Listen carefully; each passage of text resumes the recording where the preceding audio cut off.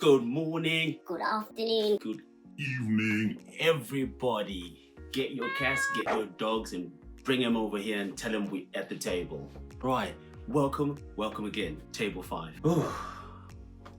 Where should we start today?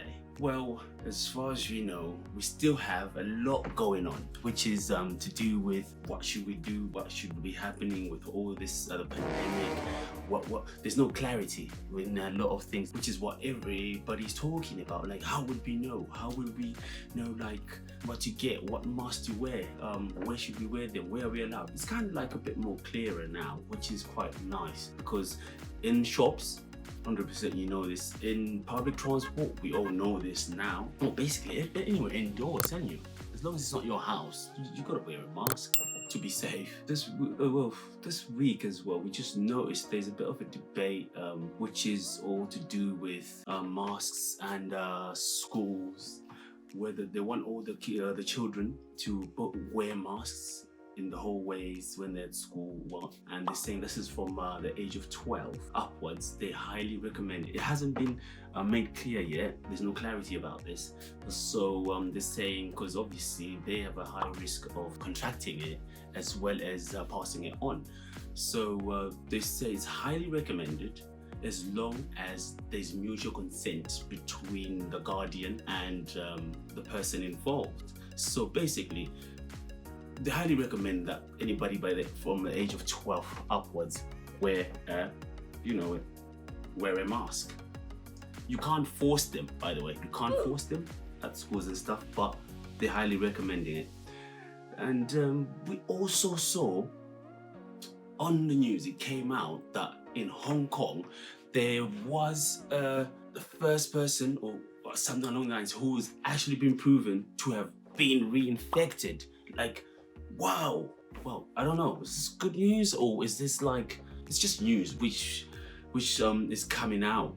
But it's news. It's been proven. They say that this guy can get reinfected, so you might have it once, and it does not mean that you will not get it again. Well, speaking of this, I thought to myself, I was like, well, that's quite obvious, isn't it? Because they say it's kind of like a flu. It's got the same symptoms. And I mean, it's a flu. How many times have we all had a flu in our life? We've had a flu all the time, more than once. If I can count the amount of times I've had a cold, but obviously I'm not saying it's just the same as a cold. Don't get me wrong. Don't quote me on that. It's got similarities in it from what I've gathered. So obviously you can get reinfected. The fact that you can find immunization that will totally eradicate it, I think that's just, it's wishful thinking, to be fair. Because why haven't we found an antidote to eradicate common cold? If you understand where I'm coming from. If that was the case, so we might have to live with this for the rest of our lives, which is pretty much fair play. That's if we're looking towards it, that's just something we have to know and understand. But that's what I think anyway. So people, be safe. Put your masks on. Let's keep on going strong with trying to contain this pandemic.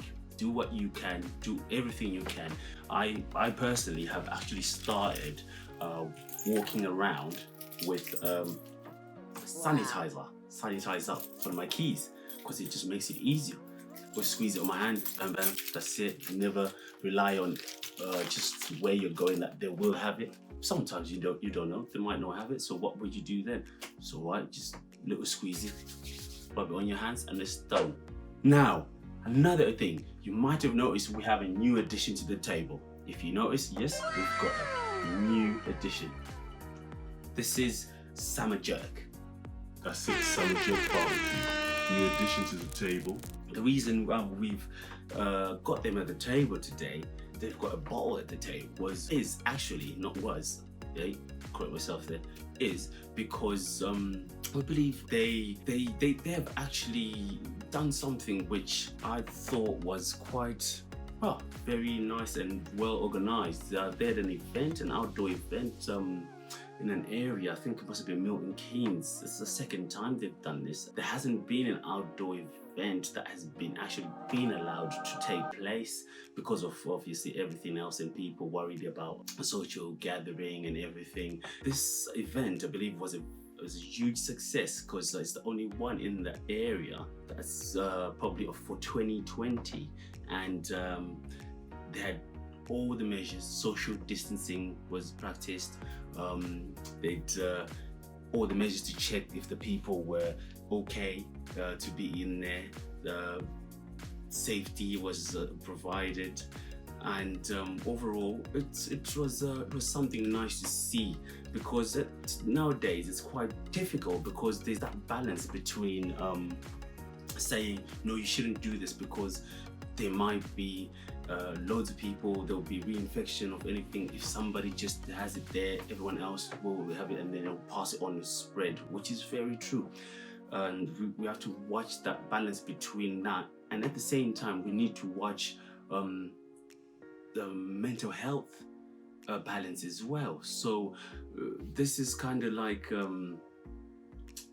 a balance between two things, and just finding that fine line in between to help. Because then if people don't come together and meet or talk, or just with everything going on, your mental state is an issue, and it's something we need to look out for, and which I think probably is where the governments are finding it hard to find the balance and to give people that clarity. But I think clarity really comes from yourself. If you're doing all you can to make sure and assure that where you are and your environment is safe, especially from all of these and every angle, then I don't think the officials can actually see anything wrong with that, because you would have taken your measures and you will see that you know how you can handle yourselves within these areas. So other people might 100% say that is wrong, and I guarantee you some will already say no. But me personally, from what I've experienced and I've seen, there is a balance there, and that balance is only kept by you yourself. So if you're looking for clarity, you can't wait for somebody to tell you you must do this.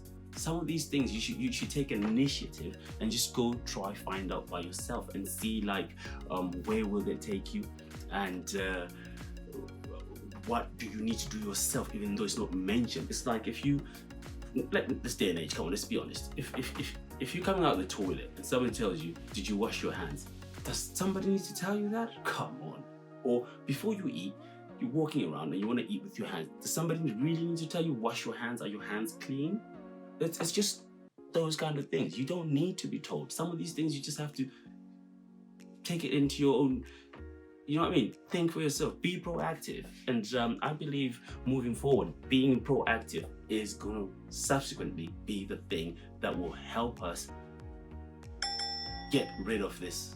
Together with working with the doctors and the government, this will help us eradicate this pandemic. Go on, people, we can do it. I've got support in you. I believe in you. I hope you believe in us as well. Right. So, congratulations to Royal Nation. Don't forget that. That's congratulations to Royal Nation Entertainment. Moving on. We found out that Sean Connery has just turned 90. 90. This is Mr. James Bond himself. Yes, original Mr. James Bond, arguably the best ever James Bond. I saw an article which said arguably the best James Bond ever. I was like, yeah, 100%. But then I thought to myself, you know what? I think Pierce Brosnan will give him a run for his money. Because I don't know about it. I mean, Sean Connery, Pierce Brosnan, I'm baffled there. I still can't figure out like who's first there, who's not. But maybe because of age, we'll give Sean Connery for now. only because of his age, because he just turned 90. Can you believe it? He is 90. Obviously, he's retired. He retired some time ago when he had to go obviously for a kidney operation, and from then on he mentioned that it was a pretty rough road, and he then decided to retire permanently, and which we just wanted to acknowledge him and say, we see you, Mr. Bond, and happy birthday, and we hope you have a lovely one this week anyway, or you had a lovely one. But we still yet to decide if between yourself and Brosnan. So if anybody out there thinks who's the best James Bond ever, let us know. And what are your thoughts? And who do you think deserves that title out of all the Bonds? And speaking of which, when are we going to get the next James Bond? I know there was rumors of Idris was going to be a Bond, and I don't know, that fizzled. I couldn't wait. I was like, Idris Bond? Come on. Bossy, Godfather. So anyway, that's all we say. I'll catch you next time. Don't forget, subscribe, like, and tell your friends all about it. And I hope I'll see you soon.